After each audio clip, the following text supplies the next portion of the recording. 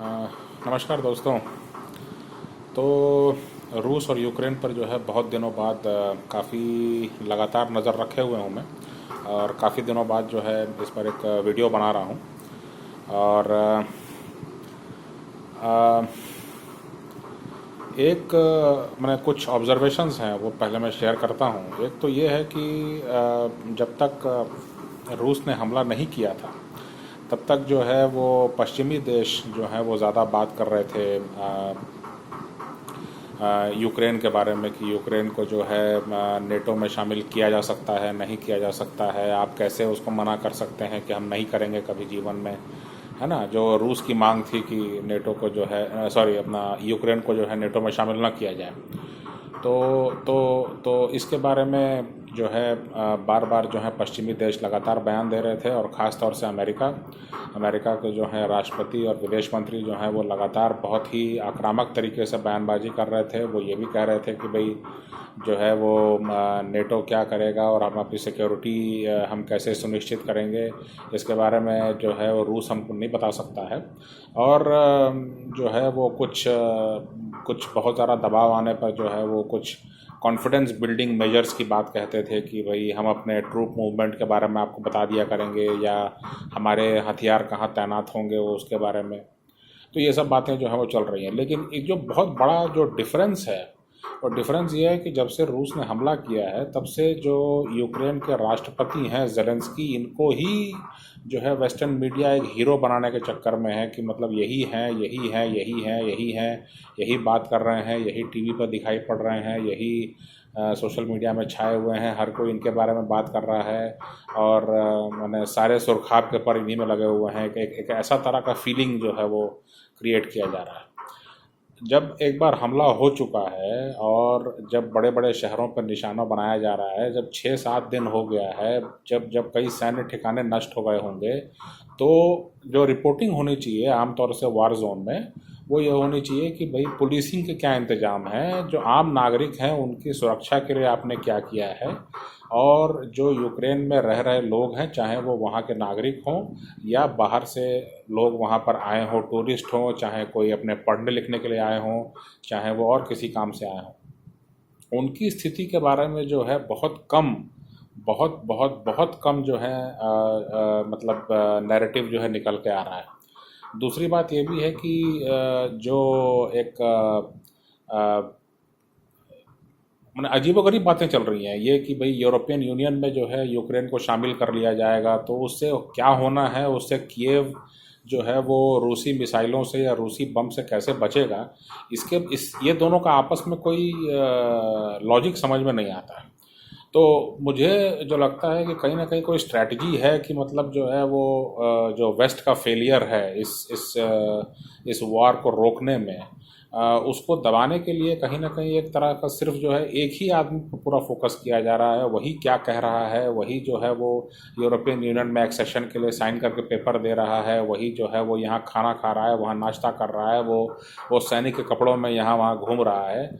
ये तो बातें ने पहले आनी चाहिए थी।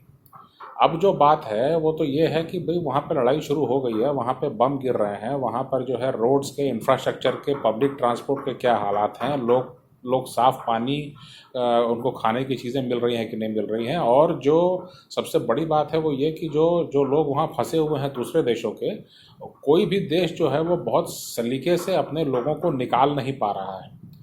इन चीज़ों पर जो है कोई ज़्यादा फोकस नहीं है। और सबसे बड़ा जो एक एंगल है जो कि मुझे लगता है कि जानबूझ करके यूरोप और अमेरिका की जनता को नहीं बताया जा रहा है और नैरेटिव क्रिएट किया जा रहा है, वो ये है कि बहुत बड़े पैमाने पर जो है शरणार्थी संकट जो है वो उत्पन्न हुआ है, बहुत बड़े पैमाने पर पलायन हुआ है यूक्रेन से पश्चिम की ओर, यानी कि जो बाकी यूरोप में है, लाखों की संख्या में 10 लाख से 15 लाख के आसपास लोग जो हैं वो इन देशों में गए हैं, और भी जाएंगे, क्योंकि अभी तक जो है मैंने ज़्यादातर बड़े शहर जो हैं वो अभी रूसी अधिकार में नहीं आए हैं। और तो अभी जो है जो पलायन की संख्या क्या है, किस रूट से पलायन हो रहा है, उनकी स्थिति क्या है, इसके बारे में रिपोर्टिंग बहुत बहुत ही कम है, और ये लगता है मुझे जानबूझ करके हो रहा है।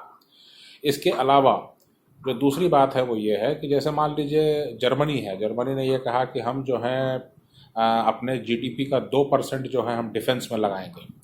अब अगर आप 2% डिफेंस में लगाने वाले हैं तो सबसे पहले तो आपको ये देखना है कि आपका जीडीपी जो है वो बढ़ने वाला है कि घटने वाला है या उतना ही रहने वाला है।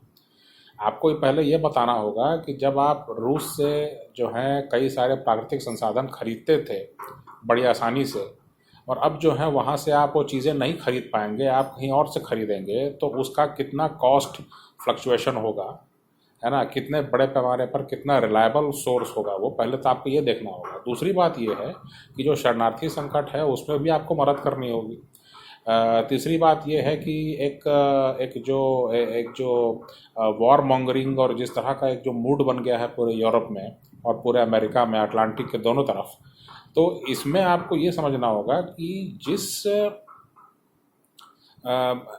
जिस इस मूड में कोई इन्वेस्टमेंट की बात या कोई नए वेंचर की बात या कोई नई मतलब इनोवेशन की बात तो हो नहीं रही है। यहाँ पर तो पब्लिक जो स्पेंडिंग है उसकी बात तो हो ही नहीं रही है। यहाँ पर तो बात ये हो रही है कि एक एक एक ह्यूमन ट्रेजेडी अनफोल्ड कर रही है।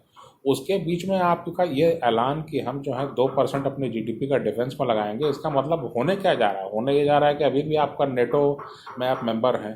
नेटो ऑलरेडी जो है वो अमेरिकी हथियार और कई सारे हथियार जो है वो इस्तेमाल कर ही रहा है। उनके पास अच्छी खासी फोर्स पर्सनल है। वो सारा इलाका कवर्ड है जो नेटो टेरिटरी कहलाता है, अप टू पोलैंड एंड तो ये सारा कुछ जो है ऑलरेडी कवर्ड है। तो अब जो समझ में आने वाली बात है वो ये है कि जब ये सब कुछ कवर्ड है तो आप अपने डिफेंस स्पेंडिंग बढ़ा करके क्या और करना चाह रहे हैं? क्या आपको ये लगता है कि आप रूस के साथ मुकाबले में तैयार हो जाएंगे या क्या हो जाएगा? मुझे तो ये समझ में नहीं आता है। ये एक बहुत इर्रेशनल बात है और ये क्यों किया गया है मुझे ये भी समझ में नहीं आ रहा। तीसरी जो बात है वो ये कि बड़े ही जो है रचनात्मक ढंग से इसको प्रस्तुत किया गया है कि आम जनता को जो है यूक्रेन की तथाकथित सरकार, जो ज़ेलेंस्की सरकार है, वो आम जनता को हथियार देने वाली है ना। मतलब इसको जो है आप पॉजिटिवली ही अगर देखें, है ना, कि अगर जो है रूसी सरकार जो है किसी भी आम आदमी, किसी भी आम औरत को जो ये कहता है कि हाँ हम जो है यूक्रेन के लड़ने के तैयार हैं और हम रूसियों के सामने टकराने के लिए हम तैयार हैं और आप हमको हथियार दे दीजिए, ठीक है। ऐसी स्थिति में जो है यूक्रेन की सरकार कह रही है कि हम आपको हथियार दे देंगे, आपको हम बता देंगे कि भाई आपको इनके साथ एक ट्रूप, कोई कमांडर होगा, उसके साथ अटैच कर देंगे और आप जाइए वहाँ लड़िए। आप तो लगभग अपने ही लोगों की जान ले रहे हैं कि नहीं ले रहे हैं? ये तो मतलब उल्टी बात हो गई कि जो लड़ने के लिए जो है कैपेबल नहीं है, जो ट्रेनिंग नहीं है जिसकी, उसको आप युद्ध क्षेत्र में रूसियों के सामने भेज रहे हैं, जो रशियन मिलिट्री पर्सनल हैं। भाई उनका प्रोटेस्ट करना एक बात है, वो प्रोटेस्ट करें, वो झंडा या बैनर लेके प्रोटेस्ट करें, या वो जो है मतलब अगर वो जो है वो कोई प्लेकार्ड लेके बात करें या कहीं पर जो है वो कोई और तरह से मदद करें, वो एक अलग बात होती है। प्रोटेस्ट करना उनका अधिकार है। लेकिन ये आपका कहना कि उनको हथियार दे करके आप रूसी फौज के सामने भेज देंगे, ये तो क्रिमिनल एक्टिविटी है मेरे हिसाब से। लेकिन पता नहीं क्यों उसको बहुत ही रचनात्मक ढंग से जो है लिया जा रहा है। दूसरी बात तो ये कह रहे हैं कि दुनिया भर से कोई भी जो है यूक्रेन के लिए लड़ना चाहता है तो वो भी यहाँ पे आ सकता है। अब ये सिचुएशन तो पहले हमने कहाँ देखी है? ये सिचुएशन हमने पहले देखी है अफगानिस्तान में। अफगानिस्तान में जो है दुनिया भर से जो है लोग एक एजेंडे पर जो है वो तैयार हुए कि हमको लड़ना है सोवियत फ़ौजों से, और उसके बाद जो है अफगानिस्तान आज तक जल रहा है। तो आप यूक्रेन को क्या बनाना चाह रहे हैं मुझे मालूम नहीं है। आप यूक्रेन में जो है दुनिया भर के फाइटर्स जो हैं, और तीसरी बात जो और सबसे ज़्यादा गजब उन्होंने कही, वो ये कहा कि अब जेलों से जो अपराधी हैं उनको छोड़ा जाएगा और उनको भी हथियार देकर कहा जाएगा कि आप भी रूसी फ़ौजों के सामने। वो एक आप ही के लीगल सिस्टम ने किसी को अपराधी मान करके उसको जेल में डाला। अब उसको आप जेल से निकाल करके आप कह रहे हैं कि ये लो हथियार, तुम जाकर रूसी फ़ौजों के सामने खड़े हो जाओ। अब वो उस हथियार का क्या करेगा, इसकी जिम्मेदारी किस पर, कौन ले रहा है इसकी जिम्मेदारी? एक कोई आपराधिक मानसिकता का व्यक्ति है, उसको आप हथियार दे के आप कह रहे हैं कि तुम जाकर रूसी फ़ौज के सामने खड़े हो जाओ। लेकिन मेरा पूछने वाली बात तो ये है कि वो आपराधिक मानसिकता का व्यक्ति जो है, जो कि जेल में बंद है, जिसको कि आपने यूक्रेन की सड़कों पर चलने के लायक नहीं समझा खुलेआम, उसको आप हथियार बंद कर रहे हैं और उसको कह रहे हैं कि तुम जा करके, अब वो क्या करेगा उस हथियार का, किसको लूटेगा, किसको मारेगा, इसकी जवाबदारी किसकी होगी? तो ये अजीबोगरीब इन इस तरह के जो निर्णय हैं उनको जो है पता नहीं कैसे एक बड़ा रचनात्मक, बड़ा पॉजिटिव एक रंग बिरंगा दे करके, ये मीडिया की ताकत है। ये ताकत जो है वो मीडिया की है। मीडिया जो है वो कुछ भी नैरेटिव बना सकता है, वो हवा को पानी और पानी को हवा बना सकता है। ये उस तरह की बात है, ये बहुत ही आपत्तिजनक बात है। और यूरोप अपने दरवाजे पर क्या बनाना चाह रहा है, क्या वो दूसरा अफगानिस्तान बनाने का चाह रहा है, इसके बारे में जो है उनको सोचना होगा। अगर इस तरह की बातें होंगी कि दुनिया भर से लोग जो है वो जो भी समझेगा कि हाँ हम लड़ सकते हैं, तो वो यूक्रेन चला जाए और जाकर वहाँ पे एक हथियार दे करके कहीं उसको टिका दिया जाए कि तुम यहाँ खड़े हो जाओ, और वो हथियार वापस लेने की जिम्मेदारी किसकी होगी? वो हथियार जो है उससे वापस आपने जमा कराने की जिम्मेदारी किसकी होगी? तो और अगर कुछ लोग जो हैं, कुछ भी ऐसे लोग हैं, थोड़े से भी ऐसे लोग हैं, 10,000 20,000 ऐसे लोग अगर मिलते हैं जो कि 5 साल 10 साल जो हैं वो बंदूक के बल पर रहना सीख जाते हैं, तो उसके बाद में फिर आपको लगता है कि वो बंदूक छोड़ेंगे? ये सब ऐसे ऐसे विषय हैं। और आप कैसे पहचानेंगे उनको? अगर वही लोग, वही गोरे चिट्टे लोग जो हैं, जो नीली आंखों वाले और सुनहरे बाल वाले, वही लोग अगर आपकी बाकी यूरोप की सड़कों पर घूमने लगेंगे, तो आप कैसे पहचानेंगे कि ये हमारे बीच में से है कि वहाँ से आया है? तो ये अजीबोगरीब स्थितियाँ बन रही हैं। और रूस ने जो है जो कदम उठाए हैं, वो मिलिट्री एक्शन क्या है, इस पर जो है ढंग की रिपोर्टिंग होनी चाहिए। इसके आधार पर पब्लिक ओपिनियन बनेगा। किसी एक आदमी को हीरो बनाने से जो है आपका जो है कुछ दिन तक नैरेटिव चल सकता है, लेकिन कहीं ना कहीं जनता को जब तकलीफ़ होगी, और यूरोप की जनता को भी तकलीफ़ होगी कि जब इतने भारी मात्रा में, इतने बड़े पैमाने पर जब शरणार्थी वहाँ आएंगे, और जब इतने इतने